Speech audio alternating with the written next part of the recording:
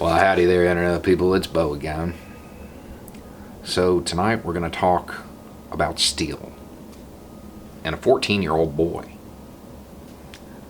Still, and a 14-year-old boy named Emmett Till.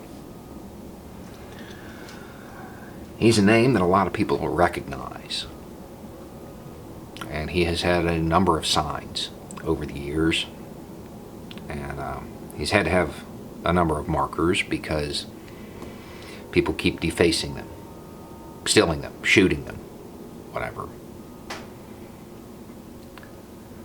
And people know generally the story, more or less.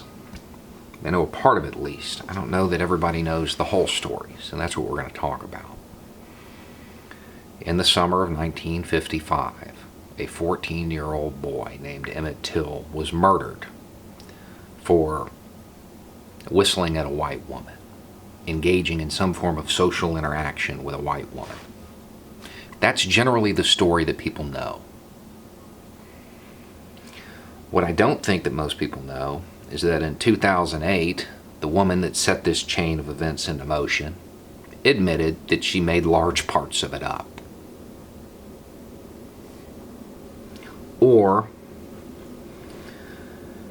that the people who did it were acquitted in a court of law.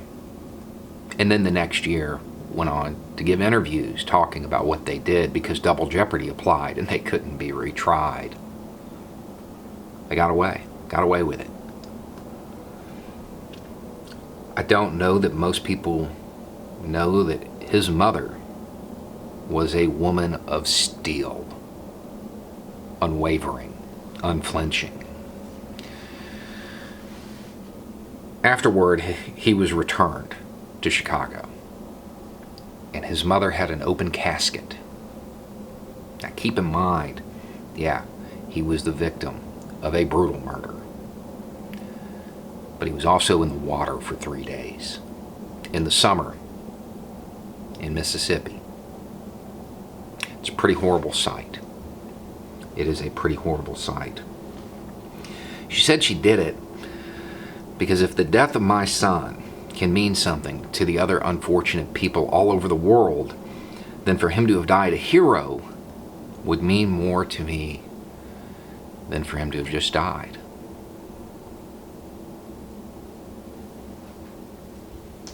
Photographs were taken of that boy, and they were published in magazines all over the country.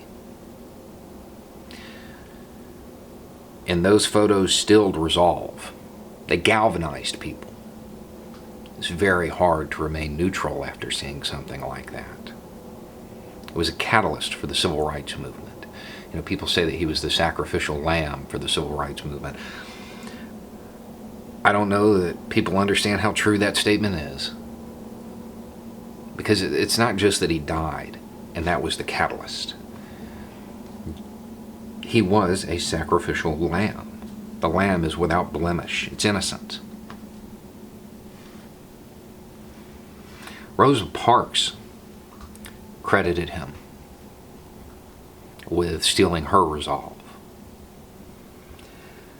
And although the black community in the United States already knew it, that acquittal became the moment they knew it. They knew they were not going to get justice in a courtroom. They knew they couldn't rely on the courts. So they had to take other action. And it was the civil rights movement. 14-year-old boy. Yep. And there are a number of ways you can look at this new sign. You can look at it that it is horrible. That half a century later, there are still people who would deface a marker for an innocent teenage boy who was murdered and shoot it. You can look at it like that. But see, I love it when something good, poetic even, comes out of something bad. His new sign is made out of AR-500. It's bulletproof. It's steel. Literally bulletproof. Sign should have always been steel. His legacy was. His legacy was bulletproof. His mom was still unwavering, unflinching, just like that new sign. 500 pounds now. Gonna make it real hard to move it and take it. I think that's very fitting. Because this legacy, this story, doesn't matter if somebody shoots the sign or spray paints it or takes it. It's there. It's carved in stone, in blood, in American history. Now it's carved in steel. Yeah, I love it. Sign should have always been steel. Anyway, it's just a thought. Y'all have a good night.